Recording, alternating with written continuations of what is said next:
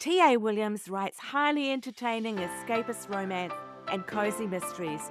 They take you to exotic locations without having to leave your armchair. Great in a time like this.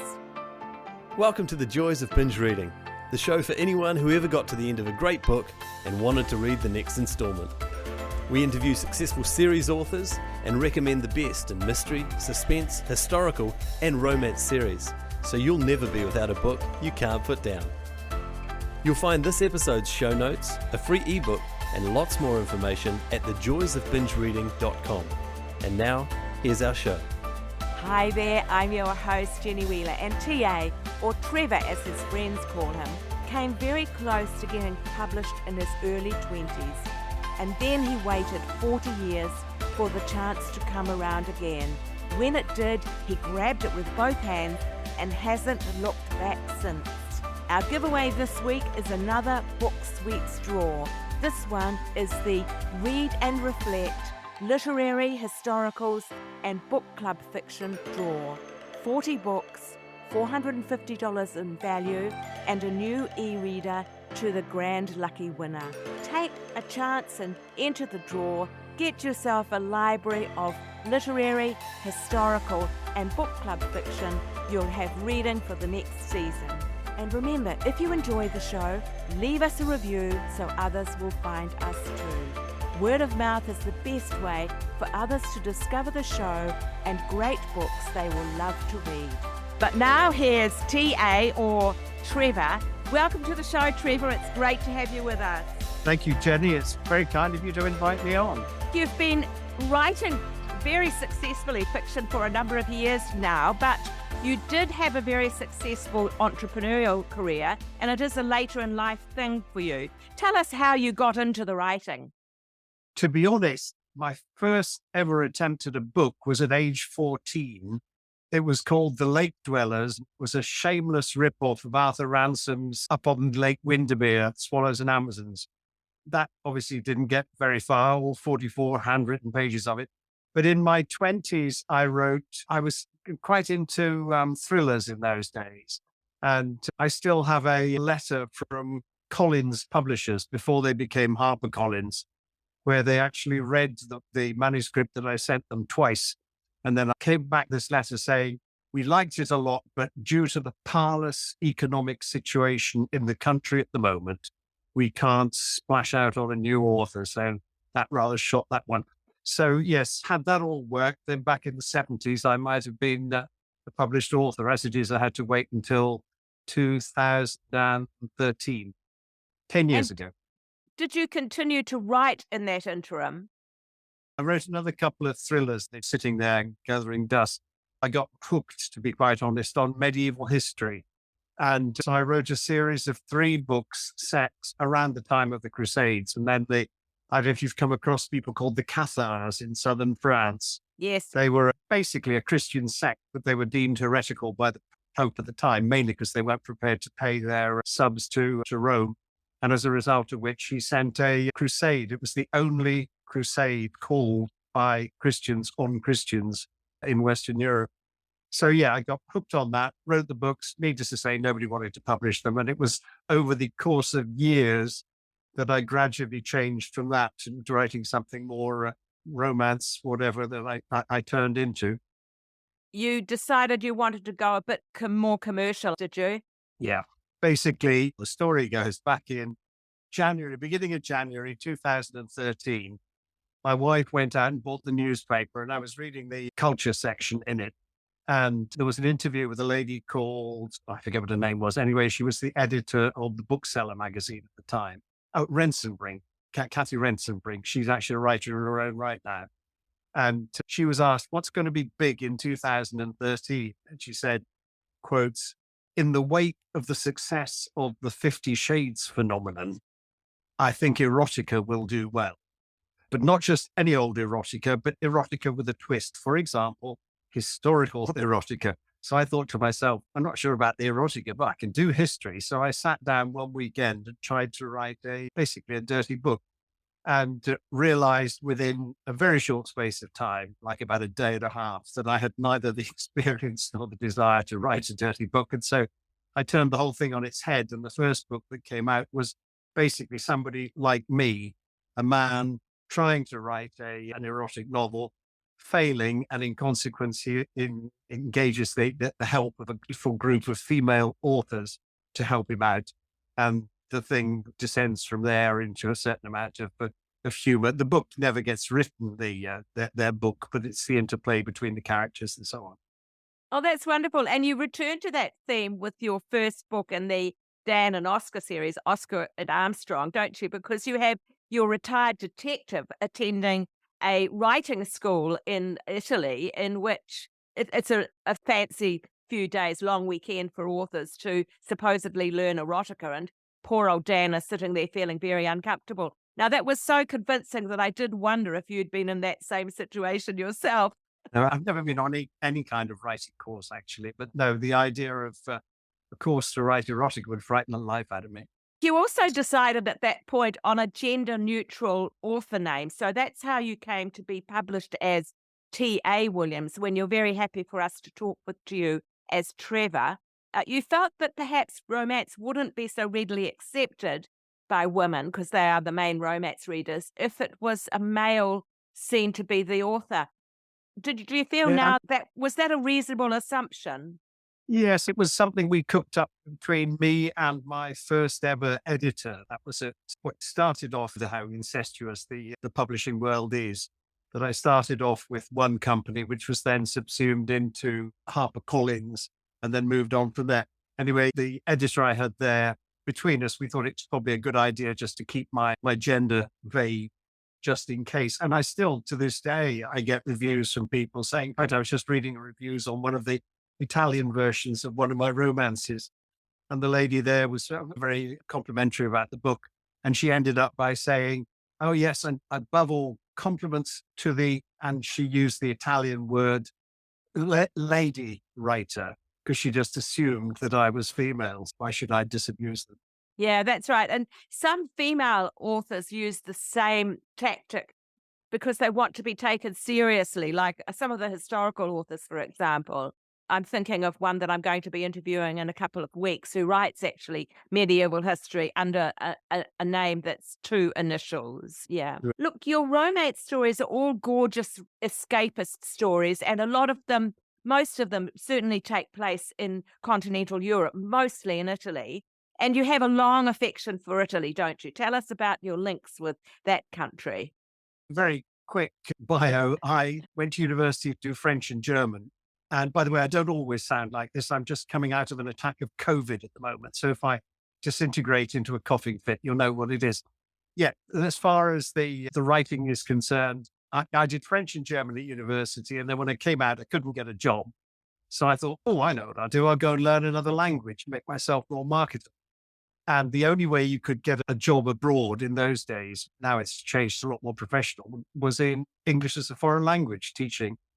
And so I applied for these various jobs. And in the same week, I was offered a job in Lisbon, in Portugal, and a job just outside Turin in Italy. And both, by the way, for the equivalent of £84 a month, which I was going to say in those days was a lot of money. It wasn't, but never mind. And I took the Italian job simply because it came with a company car. The company car then turned out to be a Fiat 500 with no starter motor, but that's beside the point. That's how I got into the Italian side of things. I then spent 7-8 years there, ended up falling foul of the major hazard of adult education. I married one of my students, and we'll be celebrating our 47th wedding anniversary in a week's time. Oh, God, that's a thought. Yeah, actually, hang on, what are we today? 22nd? Oh my God, it's tomorrow. 23rd. Oh, blimey. Anyway, yeah, no, we're the 21st. So it's the day after tomorrow. I've got time to find something as a present. Anyway, so that was the connection. And we started off, I was living up in the Alps to start off with. And then we moved down for 4 years after we got married to Florence. And I love Tuscany, and Tuscany has really stuck in my heart. I think if I wasn't married to the only Italian who would rather stay in England than in Italy, I'd be back in Tuscany now.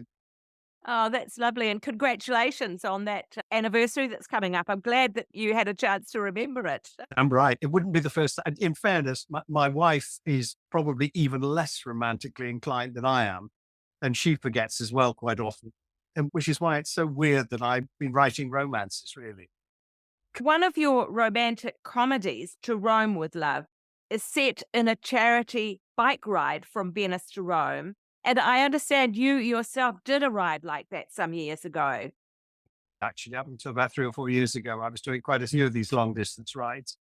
We've been across Spain from right to left and left to right. And we did, yeah, Venice to Rome. And then we did various other rides in Italy. We did Pisa through Florence, Tuscany, Umbria, down to Rome again. So yeah, I did a lot of that. And it was quite nice to draw upon personal experience.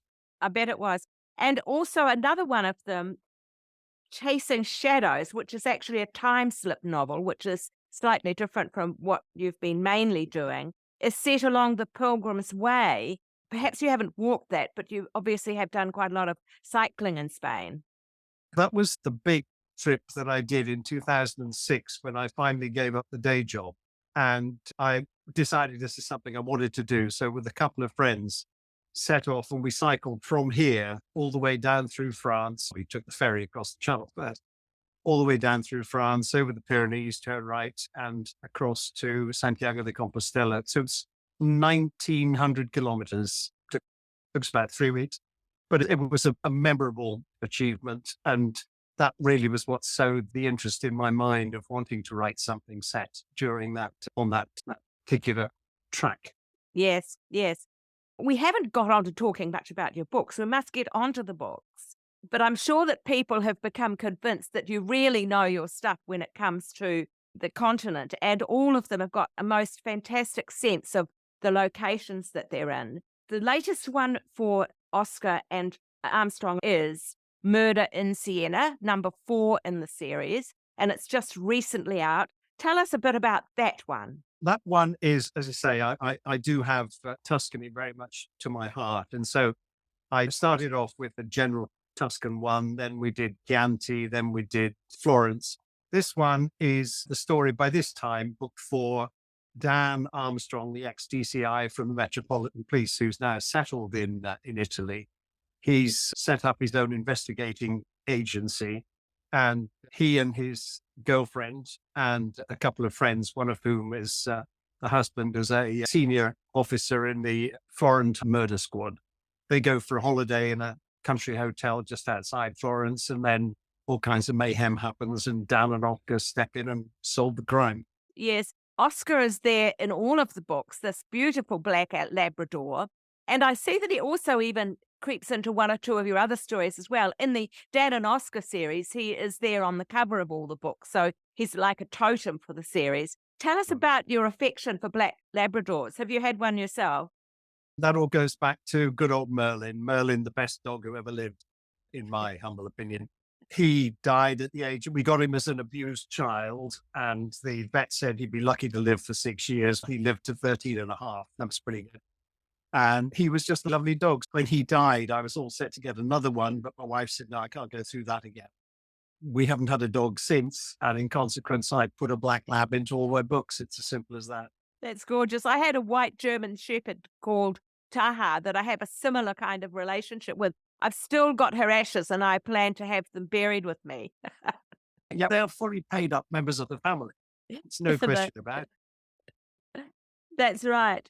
So you started by writing romance with one publisher. So how many romances did you do before you turned to doing the cozy mysteries, roughly? I think I have to look up on the wall in front of me. I've got all the covers of the books. I think I've just written my 30th romance.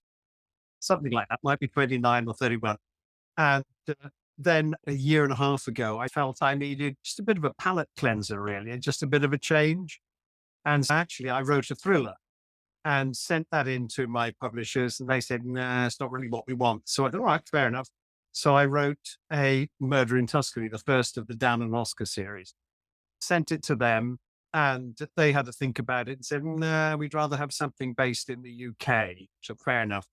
So I sent it to Boldwood, which is another publisher.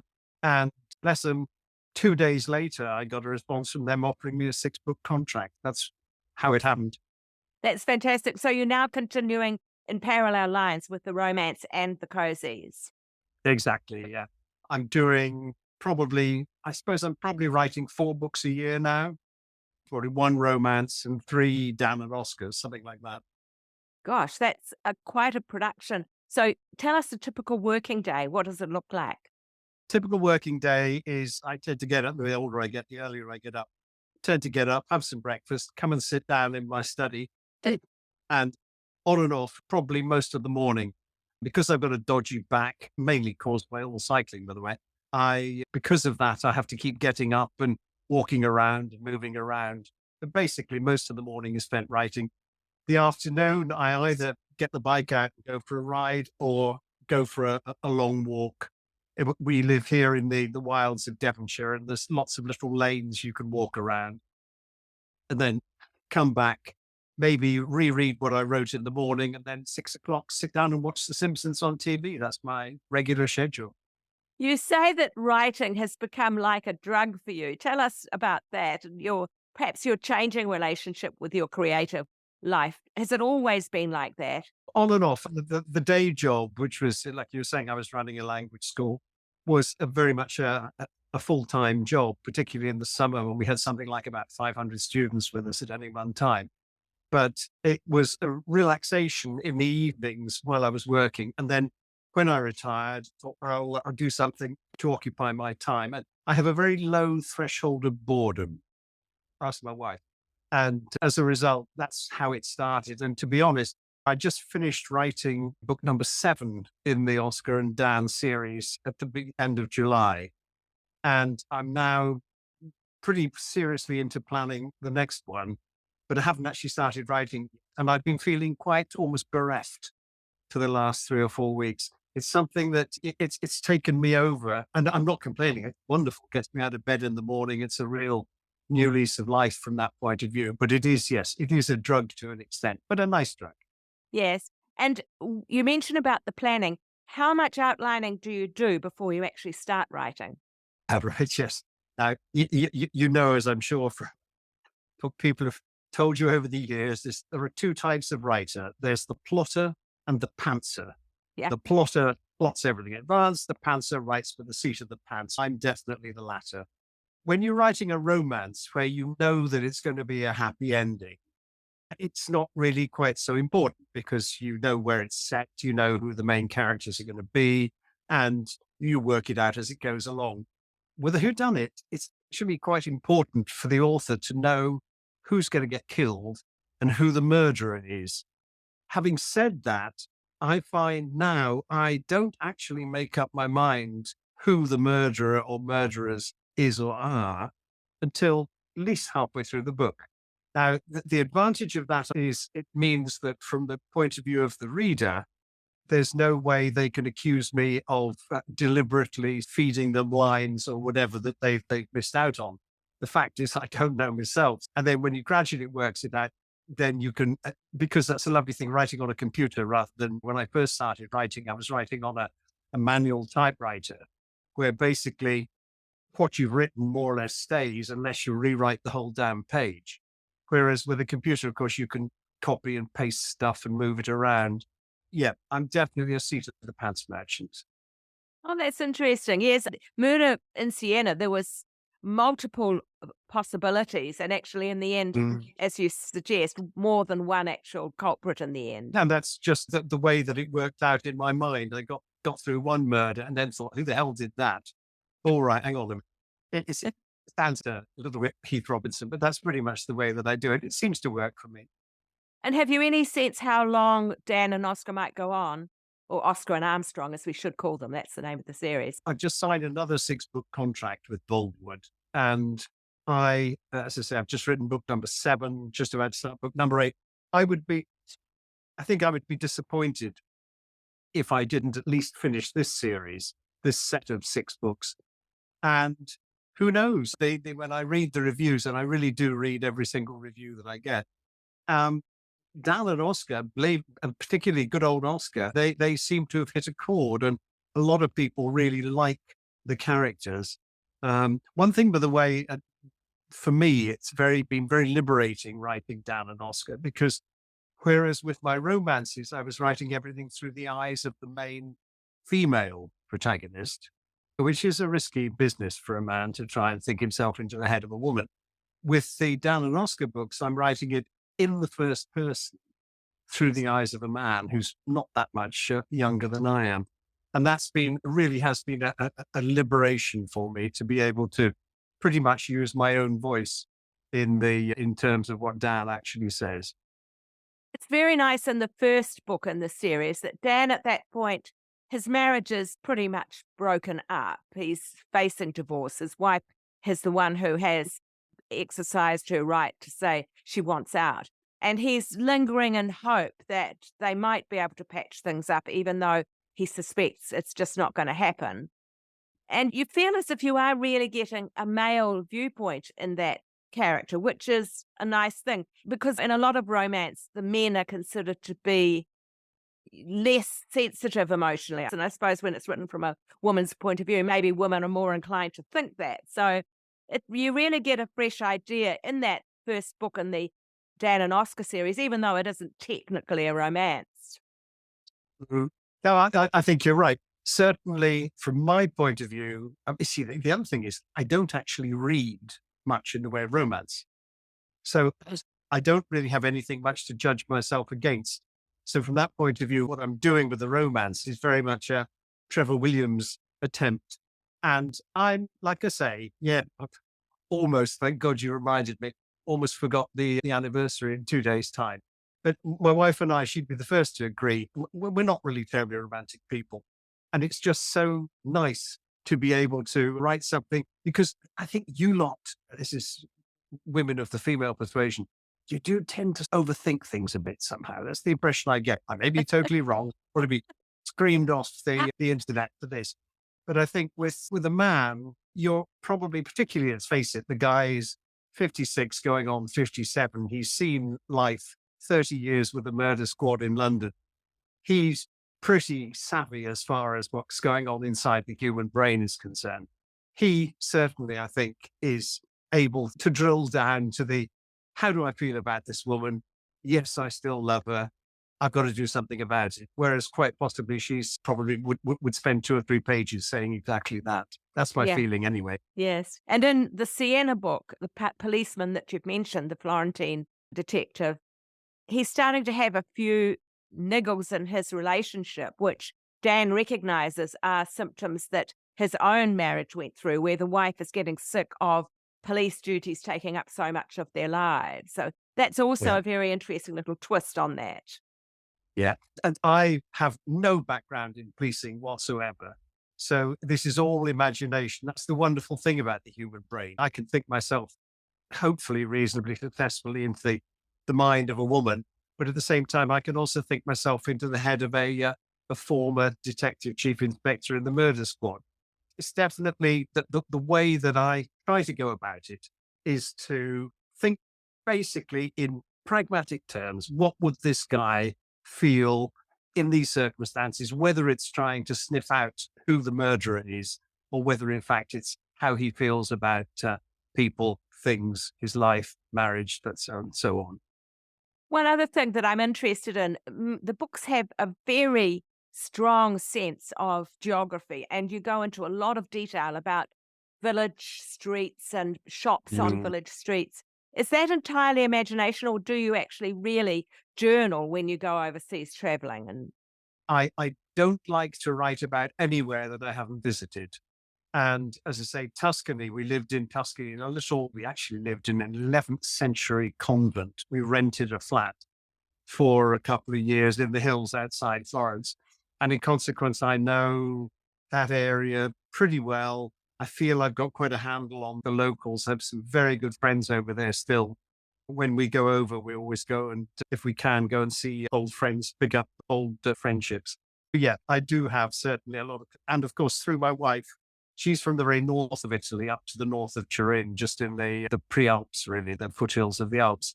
fact, we just came back. I caught this COVID after a week spent with the family in the Alps. And I obviously caught this on the plane coming back.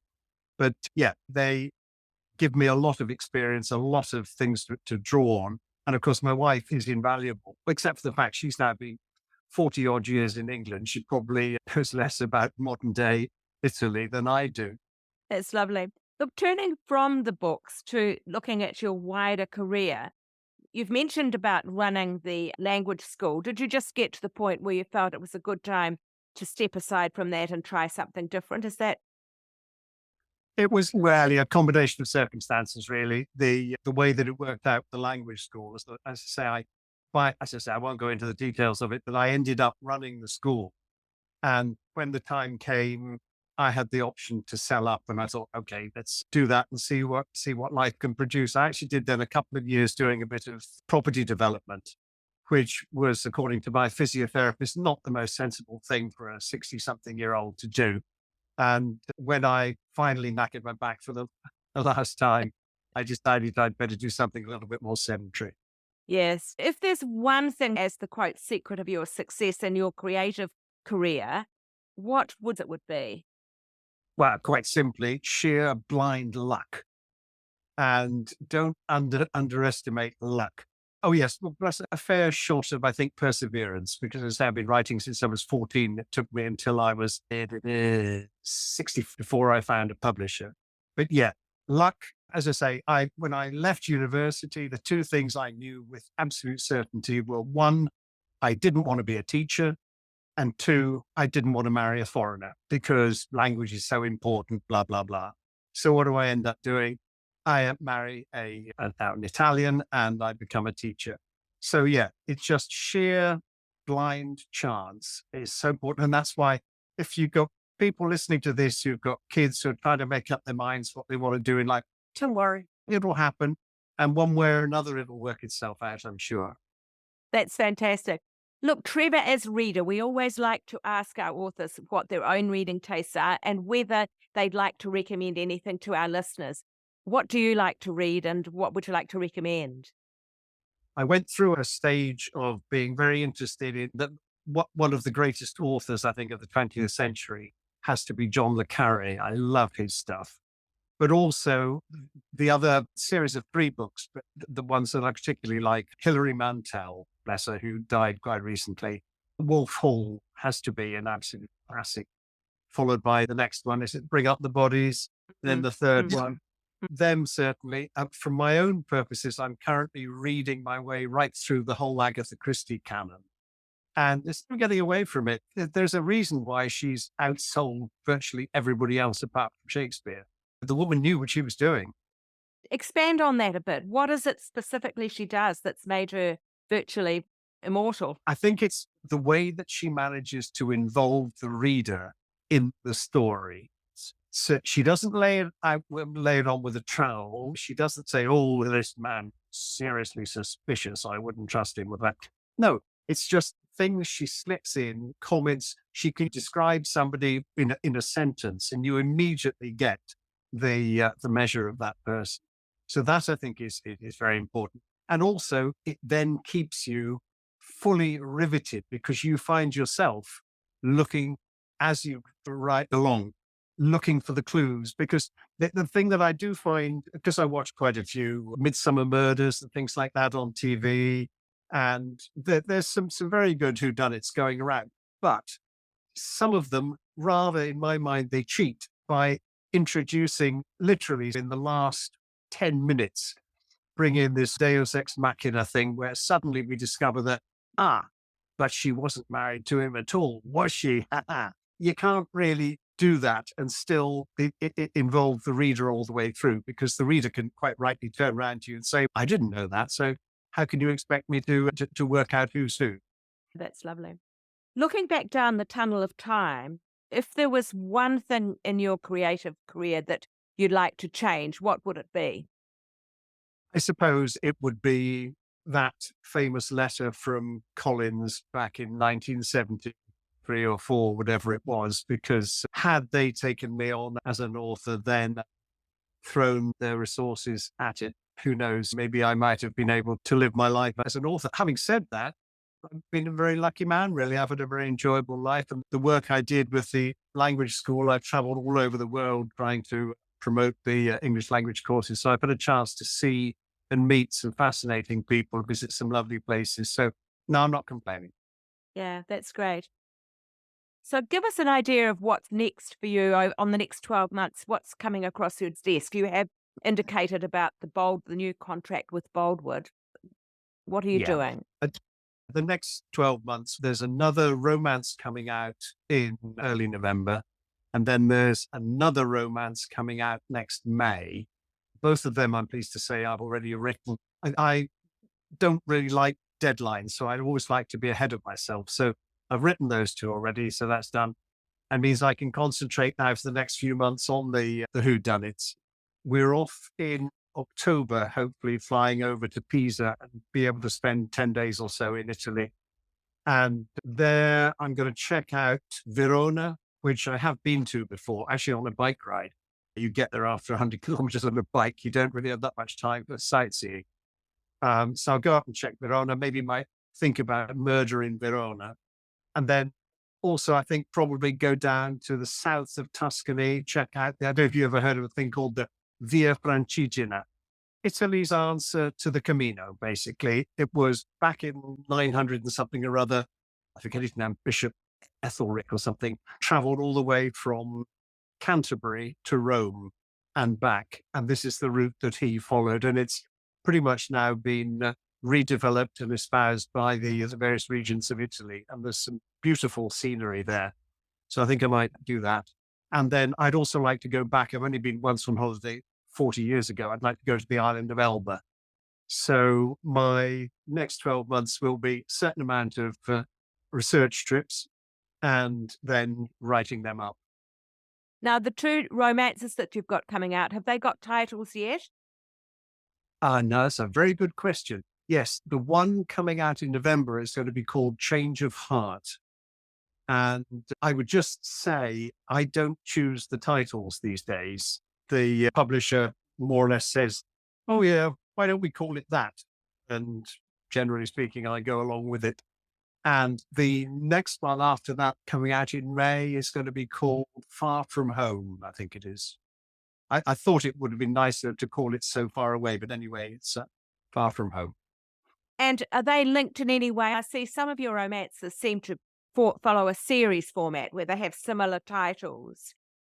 Yeah, similar titles, but every single one of the romances is completely standalone. Okay. The characters are all completely independent. They can be read in any order, unlike the whodunits, who, yes, they are also standalone books. But there is, as you mentioned, this sort of thread in the life of Dan and Oscar and Dan's failed marriage. And then he finds his girlfriend and things work out. Does it get a bit rocky? Will they, won't they? There's a set amount of that coming in.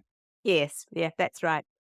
Now, the final question we always like to ask, just to make sure that you have a chance to interact with your readers. Do you enjoy hearing from your readers, and where can they find you online? I love hearing from my readers. There's every now and then I get a letter through or an email through via my website. I have a website, which is just T.A. Williams Books, www.tawilliamsbooks.com, I think. I'm not very clued up on the whole interweb side of things, so that may be wrong. But if you just Google T.A. Williams Books, you'll find page after page of it. Very happy for that. Also, Twitter, or as it's now known, I'm on there as well as T.A. Williams Books. Facebook, I'm on there, but I don't really post an awful lot. And I've been persuaded by my new publishers to have a presence on Instagram. But that's basically all I've got is just a presence. So, yes, I'm certainly not terribly clued up, but I'm very happy. As I say, every single review that I get, I have a thing set up on the Amazon reviews that every time a new review comes in, I read it. And because I do, particularly with the whodunits, which is a new kind of departure for me, I do learn from it. I really do. So people come along and say, oh, yes, but shouldn't you have done so? And you think about it and think, yeah, maybe I should have done that. Yeah, always delighted to hear from people. That's wonderful, Trevor. And thank you so much for being willing to take part today when you are recovering from this blessed virus. And happy anniversary for the day after tomorrow. Thank you. I should now go off and make a note of it to remember to do something about it. You'll be one up in the marriage, won't you? Brownie points count. Thanks a lot, Trevor. You're going into your evening, but thank you so much. Thanks once again for having me on, and anybody who's listening, thanks very much for tuning in. It means a lot to know that there are people out there, not least in the Southern Hemisphere as well as the Northern Hemisphere, who are actually interested to hear about the stuff I do. Thanks. Bye. Bye. Next week on Binge Reading, MJ Porter and her Saxon England Eagle of Mercia Chronicles. Book 5 in the series, Protector of Mercia, their sweeping chronicles from 9th century Britain. It's AD 833. A deathbed oath leaves the lives of 2 royal infants hanging in the balance. Alone in the northern lands, Faisal finds himself facing his worst fears. Can he rescue the children from their captors, or will he fail and lose his life as well in the process? That's next week on Binge Reading. And just another little reminder, leave us a review so others will find us too, and also great books they'll love to read. That's it for today. See you next time, and happy reading.